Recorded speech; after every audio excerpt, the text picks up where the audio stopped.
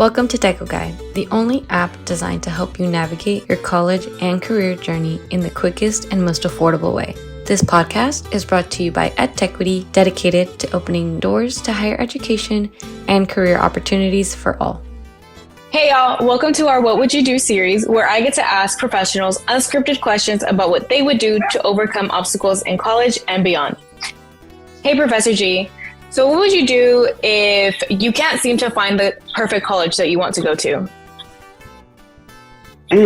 Well, the first question is there a perfect college for you, right? And the first answer is there's not.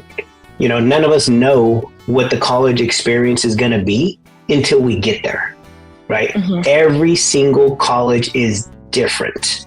Every college treats you differently. Every atmosphere, the culture of the college would feel different. And it really is based on the college itself, not you, right? Some colleges that are closer, like say to the beach, have more of a relaxed feel. Everyone's kind of kicking it. Other colleges that are in big cities have a really, high level of energy to get things done, operate more like a city. Like, for example, if you go to San Francisco State University, they're on fire there. They're moving fast. As opposed to, you go to Cuesta Community College in San Luis Obispo, it's laid back, it's surfer mentality. You got 6 different nice beaches that you can drive to within 10 minutes, right? So the atmosphere is different. If you end up at Cal Poly Humboldt, way up north, in Arcata, you now have this forest, same with UC Santa Cruz. You have this laid back kind of hippie forest mentality, right? Not everyone's that, but the culture, it reflects that, right? You go down south, it's completely different. And so, I often get students who come to me and say, hey, Mauricio, I often get students who come to me and say, hey, Professor G, I don't like the university I'm attending.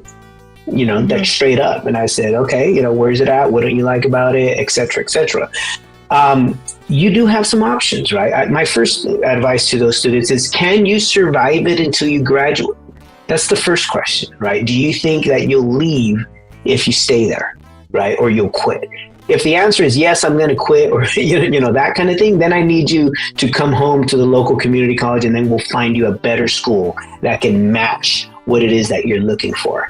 Other times, I convince the students to stay, because not liking something is one thing, right? And getting through that is another.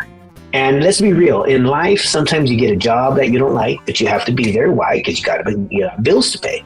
Other times, you may fall out of love with the career you pick. So now there's going to have to be a career change in there. Other times it's with your partner, your significant other, and you're like, whoa, maybe, it's a change of that. So the thing is, as all my students that come in to see me, I say, look, we want to make sure that you're successful. Is it going to be perfect? Hell no.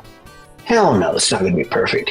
Are you going to be ecstatically happy? Absolutely not. This is college. It's rigorous, right? It's going to put you through a lot of change. And so, most people kind of fear change. So you just have to be a little more open to that. Now, again, if you can make it, go ahead and stay there.